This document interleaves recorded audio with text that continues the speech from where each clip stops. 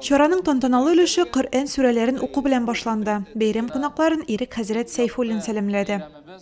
Киләчәк буыныбыз безнең, үзебезнең тәрбияләнсен, дини тәрбия алсын, тәрбиядә үссен, җәмгыятькә файдалы булсын, әтиәннәренә яхшы булсыннар, тирә-юньгә файдалы кешеләр булсын дигән максат белән. Балалар өчен ислам нигезләре буенча викторина оештырылды. Анда дөрес җаваплар өчен катнашучылар татлы бүләкләр алдылар. 73 яшьлек Түбән Нурлатлы Минхаҗетдин Сәйфетдинов парктагы тамашаны зур кызыксыну белән күзәтте.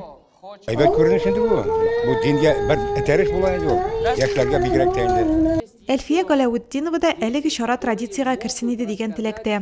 Күңелдән шатланам, горурланам. Менә шулай иттереп безнең районыбыз җитәкчеләре, мөхтәсибәтебез менә матур иттереп бәйрәм оештырганына. Нәни кунаклар өчен спорт уеннары оештырылды, бушлай батут эшләде. Шунда ук 4 казанда пылау пеште. Аны нурлатларга үзбәк һәм таҗик диаспоралары вәкилләре әзерләде. Это первый раз делается у нас. Я думаю, иншаллах, с этого года начинаем такие большие праздники, будем ежегодно проводить. Бәйрәм озак дәвам итте. Ул төрле милләт һәм конфессияләрдән булган барлык нурлатларны берләштерде. Резида Гинәева, Илшат Мәхмүтов, Айгөл Сергеева, Нурлат хәбәрләре.